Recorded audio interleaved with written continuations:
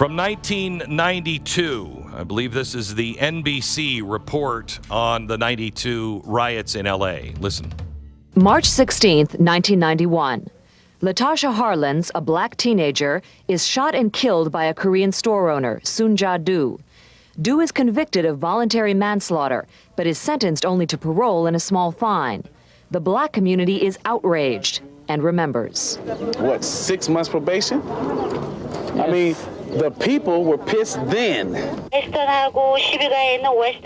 Today, local Korean radio is broadcasting which stores in the area are threatened. Young men like Eddie Kim rush over to try to defend them. I don't care about the racism, I don't care anything, but it's not right, okay? It's not right to break inside and get any stuff, you know? It's not right. I don't think it's right. Hee Lee spent last night and will spend tonight guarding his appliance store. A small battalion of employees and relatives will try to help. I only have one shotgun. That's all I have. What do they have? They have hundreds of crazy people, hundreds of crazy young people with lots of guns. After the destruction, many Koreans have lost all faith that the authorities can protect them. We have one of those Koreans that were protecting people, Tony Moon, a Rooftop Korean from 1992. Welcome, Tony. How are you? I'm doing well, Glenn. Thank you for having me on the show. It's a pleasure. I got to tell you, what an honor to have you on. Can you take us through the experience that you had in the 92 L.A. riots? Of course. I was 19 at the time, and I was fairly similar, a little familiar with Latasha Harlins' verdict, but being 19, I wasn't really plugged into politics or current events. And then when things blew up after the Rodney King verdict, it came down on a Wednesday, is when we saw the outrage from the black community. And that's what it was in 92. It was basically a community that had legitimate reasons to be upset. And there was a rift between the black community and the Korean community, because the Korean community actually went into these black areas that were predominantly black and opened businesses there, and were doing business in the community. And because of the cultural differences between the two, there was a lot of, I guess you can say, built up animosity towards each other. And that's where, I guess that's the riots.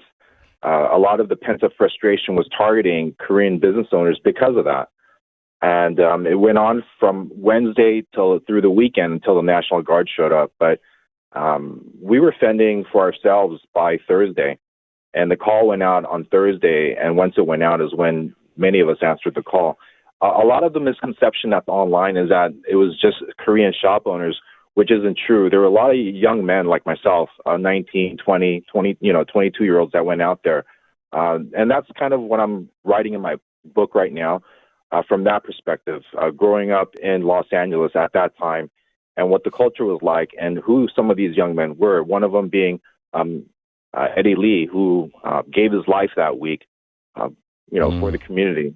And unfortunately, it was, through friendly fire, and I detailed that in my book regarding why that happened and who some of these, young men were, like myself and my driver who was out there. And we weren't always on, we weren't all on the roof, which is another misconception. Right. Some of us were out there where we were hunting. And I talk about that. What do you mean by we were hunting? They think, a lot of people think we're just shooting at looters, which is not the case. In 90s LA, it's a very gang-rich culture in the 90s. I mean, there were a lot of gangs. One of the largest gangs that came out of LA is MS, which is short for Mara Salvatrucha, which is a Salvadorian gang that started in the mid-80s. Mm-hmm. And a lot of them were shooting at these business owners. And some of us who had a background in the streets knew their territory and knew who they were. So we actually went into some of these areas to basically let them know, put them on notice that it's not just, the older generation that's shooting at them, but we're actually going to be actively hunting them down too. And LA is very layered and complicated. There's a lot of different pockets and neighborhoods where, you have different ethnic groups. And the rule is that you don't go into other people's area and mess around.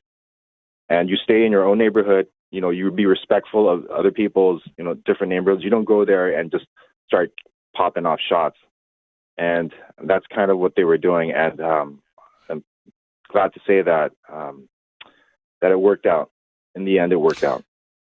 Well, I know I lived in New Haven, Connecticut, that has a very rich Italian history, and that was the way it was. The Italians protected their neighborhood, and don't come into the Italian neighborhood and try to stir anything up, or you'll be in trouble with the Italians, and they won't mess with you in your neighborhood. Just everybody take care of yourself. Yeah.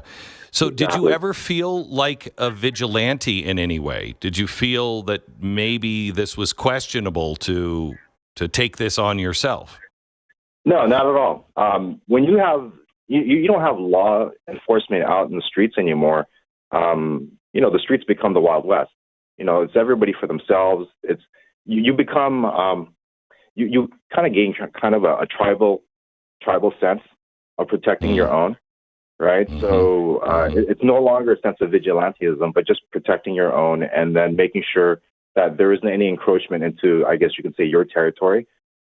So I didn't see it as being a vigilante, but just, maintaining law and order, a somewhat law and order and some semblance of peace. And that was done through the barrel of, firearm. Compare what you went through, the Rodney King riots, the George Floyd riots, and this riot. Is there any difference? Absolutely. Absolutely. The 1992 riots were organic. You had different parts of LA County that were upset, and you had fires and looting because the Black community was spread out through South LA, Compton, South Central, Ladera Heights, different areas. And you can actually see that, when you looked at the city as a whole from, let's say, Hollywood, you saw the fires from different parts of the city. These riots that are occurring now, which like the 2020, what I call the Antifa BLM riots, and now the 2025 LA riots that are happening down, they're very centralized, and they're not organic. They're being funded by NGOs, and it's a leftist Marxist agenda that's being pushed to make it appear as if there's a widespread support for this. For example, the current riots that are occurring right now, it's just happening in downtown LA. And the curfew that was imposed by Mayor Bass is only for, I don't know it off the top of my head, but I think it's a 2 square mile radius. Yeah, right? It is. Or 1 square mile. Yeah, I mean, that's where it is. I mean, anywhere outside of that 1 square mile, life is proceeding as it always has been, and it doesn't look like anything is going on. Whereas the difference in 1992, whether you were in Hollywood, Culver City, which is further out west, and then Hollywood is up north past downtown LA, and obviously south of downtown LA, you had fires, looting. I mean, it was widespread. This isn't anything like, what's going on back in 1992. And it just kind of shows the incompetence of the current leadership of not being able to get their arms around something like this. And they are, because of their lack of leadership and I would say common sense, they're letting these protesters spiral out of control, because many of them, the playbook is for them to start in downtown LA at City Hall and then make their way down to the 101 freeway, which really pisses off a lot of people, because that's, it's a highly traveled freeway in LA. It's a parking lot. You stop me from getting home. I don't care. I don't care if you're free for free candy bars, reindeer, and Santa. I hate your guts if you delay me on that highway. I hate you when I'm driving home. Absolutely. Yeah. So there's no widespread support for this. Okay, so tell me about how what the feeling is on Trump and the National Guard coming in. I think it's awesome. I think this should have been done back in 2020, but obviously, during that time, it was his first administration, first time going through this. But I posted it recently on Twitter that, when you take a shot at a man and you try to assassinate him, he comes back different. And that's what he's showing. It's different. Yeah, it is. It is. Newsom and Bass both say the riots are contained. They didn't need the National Guard, that this is Trump just trying to turn into a dictator, that this is their communities having enough of these people being disappeared on the streets. What do you say? What does the average person that you talk to say about those kinds of things? I would trust the meteorologist more than I would trust Newsom or Bass. They're in the same basket as Pelosi. they lie about what's going on because of social media and because of the lack of reporting from the local news, which covers for the current leadership in LA County, including the mayor and the board of supervisors, the people that are not getting 100% of the news. And this is no different than what happened in early this year with the fires, with what was going on in Pacific Palisades, Altadena. They're not the news. In order to get coverage for the local leadership and to get on their good side, they're not going to report anything bad that's happening. But currently, I believe there's a class action lawsuit against the board of supervisors, the mayor. I think there's tons of lawsuits that are being filed right now. And the problem is that it's not these individuals that are going to be paying for these. It's the city and the county, which is going to be a drain on the budget, and it's going to affect the social services that we need, like paramedics, firefighters. I can't imagine being those guys. Yeah. Let me ask you for any advice you would give to mom and pop business owners that are vulnerable today. A lot of them are in downtown LA. I would say board up. What I've noticed in 1992, the shops that were spared were the ones that had to steel roll-up doors. Those do well. Otherwise, now lock your doors, and deterrence is really a great way to keep looters out of your store. So you don't necessarily have to take shots at them, but displaying, I outline it in my Twitter feed. It's pinned to my profile. Deterrence is actually really great because these individuals are looking for low-hanging fruit. So they want their opportunities. So they want to go for the easiest shop or whatever they're going to loot. So if they they see you're, let's say you have a shotgun or an AR, right? And they see that you're armed, they're going to think twice before entering, and they'll move on to the next target. By the way, you can follow Tony Moon at Roof Korean 7. That's his Twitter handle, Roof Korean 7. When's your book come out? You got to send me a copy so I can read it in advance because I want to have you back when it's out. Absolutely. You've been most gracious to me. I don't know if you know, but I did an interview with Morgan Zeggers about 3 years ago in your studio. That's been turned into a museum. I think you have some really great artifacts in there. I do. Awesome. Thank you. So thank you. I didn't know that. I'm planning to release it. I'm finishing it up by the end of near the end of this month.